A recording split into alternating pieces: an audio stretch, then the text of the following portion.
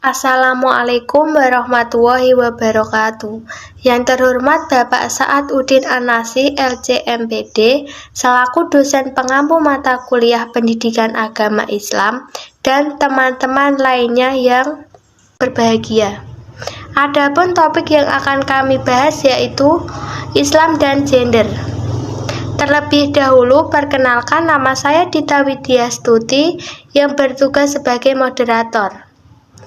Adapun anggota kelompok saya, yang pertama dengan saya sendiri Dita Widyastuti dengan nomor induk mahasiswa 202133289, dan yang kedua ada Dila Eka Fitriani dengan nomor induk mahasiswa 202133290, dan yang ketiga ada Mega Ayu Putri Hapsari dengan nomor induk mahasiswa 202133291. Dan yang keempat ada Rismawati Rahayu dengan nomor induk mahasiswa 202133292. Langsung saja kita mulai pada sesi yang pertama, yaitu penyampaian dan penyajian materi yang akan disampaikan oleh saya sendiri pada materi pertama. Pengertian gender dan pandangan umum tentang gender. Pengertian gender. Gender pada mulanya adalah suatu klasifikasi gramatikal untuk benda-benda menurut jenis kelaminnya. Kesetaraan gender sering dituntut secara tidak proporsional. Semua kondisi tersebut tambah meramai masalah problem gender. Tentu saja, keadilan dan kesetaraan gender tidak harus berarti keramaian dalam semua hal. Perlu kearifan yang lebih objektif dan realistis untuk mengembangkan konsep atau mengaktualisasikan konsep peran-peran gender yang lebih proporsional dan adil. Ada beberapa pendapat tentang pengertian gender, di antaranya secara umum, pengertian gender adalah perbedaan yang tampak antara laki-laki dan perempuan apabila dilihat dari nilai dan tingkah laku. Dan yang kedua, dalam buku Gender, Sex and Society, gender adalah behavior differences antara laki-laki dan perempuannya. Socially differences, yakni perbedaan yang bukan kodrat atau cipta Tuhan, melainkan diciptakan oleh laki-laki dan perempuan melalui proses sosial dan budaya yang panjang. Dan yang ketiga, dalam buku Sex and Gender yang ditulis oleh Hilary M. Lipps, mengartikan gender sebagai harapan-harapan budaya terhadap laki-laki dan perempuan. Dan selanjutnya, pemateri kedua akan disampaikan oleh Dila Eka Fitriani. Selanjutnya, pandangan umum tentang gender. Istilah kesetaraan gender dalam tataran praksis memang hampir selalu diartikan sebagai kondisi ketidaksetaraan yang melahirkan diskriminasi, subordinasi, penindasan, perlakuan tidak adil, dan semacamnya yang dialami oleh kaum perempuan. Kesalahan dalam mempersepsikan persamaan dan perbedaan antara laki-laki dan perempuan bisa berakibat fatal. Perbedaan yang digeneralisir dalam semua hal juga umumnya melemahkan perempuan. Banyak label-label yang dilekatkan pada perempuan yang seolah-olah merupakan kodrat yang umumnya bernada negatif. Perempuan seringkali dianggap boros, santai, penakut, cerewet, tidak tegas, senang menggosip, dan lain-lain. Terdapat kekeliruan yang mendasar terhadap persoalan perbedaan antara laki-laki dan perempuan. Ada perbedaan antara faktor yang disebut kodrat dan apa yang sekarang populer yaitu disebut dengan gender. Kodrat merujuk pada perbedaan jenis kelamin yang ditentukan berdasarkan aspek biologis.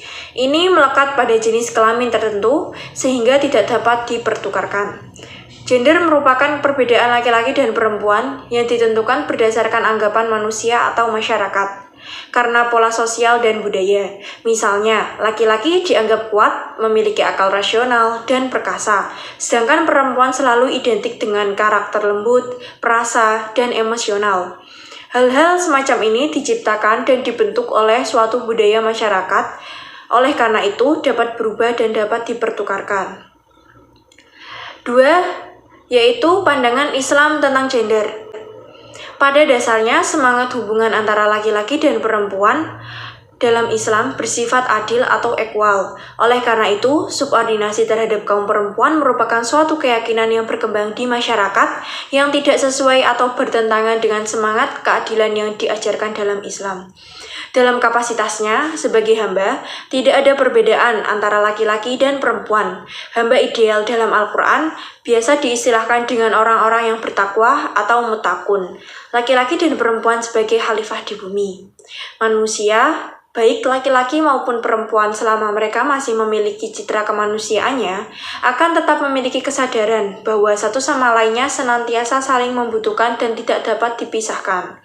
Melalui paradigma Islam, manusia digiring untuk menyadarkan eksistensi pada dirinya sebagai makhluk yang terhingga di satu sama sisi. Ajaran Islam tidak secara skematis membedakan faktor-faktor perbedaan laki-laki dan perempuan, tetapi lebih memandang kedua insan tersebut secara utuh. Dalam perspektif normativitas Islam, hubungan antara laki-laki dan perempuan adalah setara.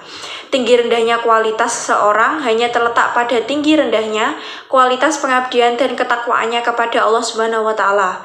Allah memberikan penghargaan yang sama dan setimpal kepada manusia dengan tidak membeda-bedakan antara laki-laki dan perempuan atas semua amal yang dikerjakannya. Materi selanjutnya akan disampaikan oleh Mega. Yang ketiga ada isu gender dalam perspektif Islam. Allah menciptakan bentuk fisik dan tabiat wanita berbeda dengan pria. Kaum pria diberikan kelebihan oleh Allah, baik fisik maupun mental, atas kaum wanita, sehingga pantas kaum pria sebagai pimpinan atas kaum wanita. Hal ini terdapat di dalam Al-Quran pada surah An-Nisa ayat 35. Sehingga secara asal nafkah bagi keluarga itu tanggung jawab kaum laki. Asy-Syaikh Ibnu Baz berkata, Islam menetapkan masing-masing dari suami istri memiliki kewajiban yang khusus agar keduanya menjalankan perannya, sehingga sempurnalah bangunan masyarakat di dalam dan di luar rumah. Dalam perspektif Islam, semua yang diciptakan Allah Subhanahu wa Ta'ala berdasarkan kuadratnya masing-masing. Para pemikir Islam mengartikan kadar di dalam Al-Quran dengan ukuran-ukuran sifat-sifat yang ditetapkan oleh Allah bagi segala sesuatu, dan itu dinamakan kudrat. Dengan demikian, laki-laki dan perempuan sebagai individu dan jenis kelamin memiliki kudratnya masing-masing. Syekh Mahmud Shaltut mengatakan bahwa tabiat kemanusiaan antara laki-laki dan perempuan berbeda. Namun, dapat dipastikan bahwa Allah Subhanahu wa Ta'ala lebih menganugerahkan potensi dan kemampuan kepada perempuan sebagaimana telah menganugerahkannya kepada laki-laki. Ayat Al-Quran yang populer dijadikan rujukan dalam pembicaraan tentang asal kejadian perempuan adalah firman Allah dalam surah An-Nisa ayat 1. Asal kejadian Hawa dari rusuk Adam, maka harus diakui bahwa ini hanya terbatas pada Hawa saja, karena anak cucu mereka baik laki-laki maupun perempuan berasal dari perpaduan sperma dan ovum. Allah menegaskan hal ini dalam surah Ali Imran ayat 195. Adanya perbedaan antara laki-laki dan perempuan tidak dapat disangkal karena memiliki kudrat masing-masing. Perbedaan tersebut paling tidak dari segi biologis. Al-Quran mengingatkan, dan janganlah kamu iri hati terhadap apa yang dikaruniakan Allah kepada sebagian kamu lebih banyak dari sebagian yang lain. Kaum perempuan sejajar dengan laki-laki dalam potensi intelektualnya. Mereka juga dapat berpikir, mempelajari, kemudian mengamalkan apa yang mereka hayati dari zikir kepada Allah Subhanahu wa Ta'ala serta apa yang mereka pikirkan dari alam raya ini. Para laki-laki, suami adalah pemimpin para perempuan, istri. Terdapat dalam surah An-Nisa ayat 34. Namun kepemimpinan ini tidak boleh mengantarnya kepada kesewenang-wenangan, karena dari satu sisi Al-Quran memerintahkan untuk tolong-menolong antara laki-laki dan perempuan. Dengan demikian, wanita dalam Islam memiliki peran yang komprehensif dan kesetaraan harkat sebagai hamba Allah serta mengemban amanah yang sama dengan laki-laki. Rifat berkesimpulan bahwa tidak hanya dalam tradisi Islam, tetapi juga dalam tradisi Yahudi dan Kristen terdapat 3 asumsi teologis, di mana suprastruktur superioritas laki-laki atas perempuan, atau yang mengimplikasikan ketidaksetaraan laki-laki dan perempuan, ditegakkan. 3 asumsi tersebut adalah: yang pertama, isu penciptaan manusia, bahwa ciptaan Tuhan yang utama laki-laki bukan perempuan. Karena perempuan diyakini telah diciptakan dari tulang rusuk laki-laki, karenanya secara ontologis bersifat derivatif dan sekunder. Yang kedua, perempuan adalah penyebab kejatuhan diusirnya manusia dari surga dan bukannya laki-laki. Yang ketiga, perempuan diciptakan tidak saja dari laki-laki tapi juga untuk laki-laki, yang membuat ekstensinya semata-mata bersifat instrumental dan tidak memiliki makna yang mendasar. Anggapan Hawa diciptakan dari tulang rusuk Adam yang berakar kuat di kalangan Muslim berasal dari bangunan ide dan sikap yang sama di kalangan Yahudi dan Kristen.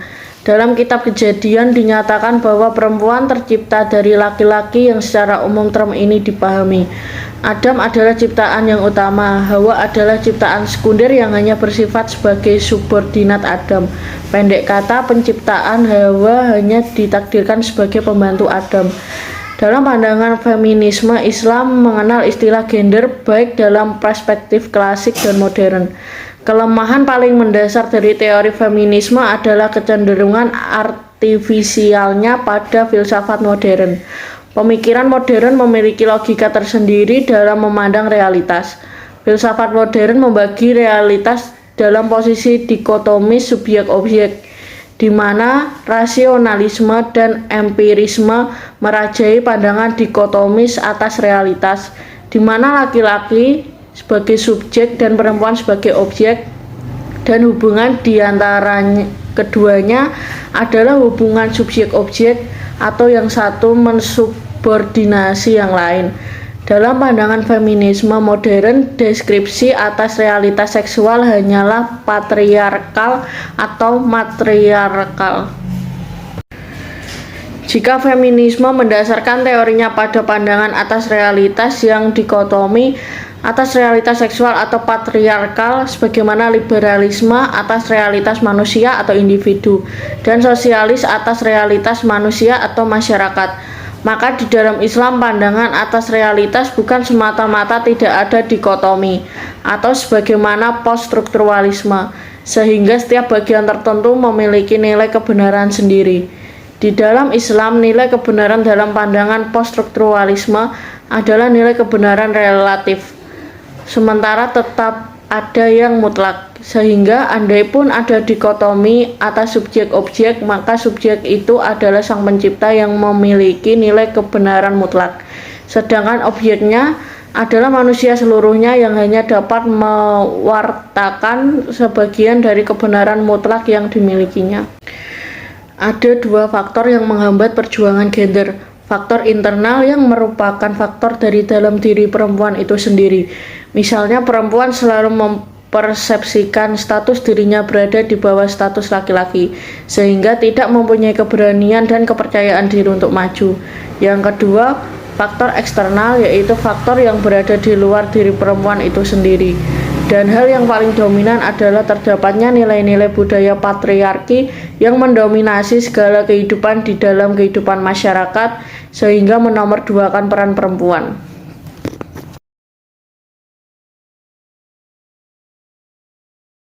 Sekian presentasi dari kelompok kami. Apabila ada salah kata, saya mohon maaf yang sebesar-besarnya.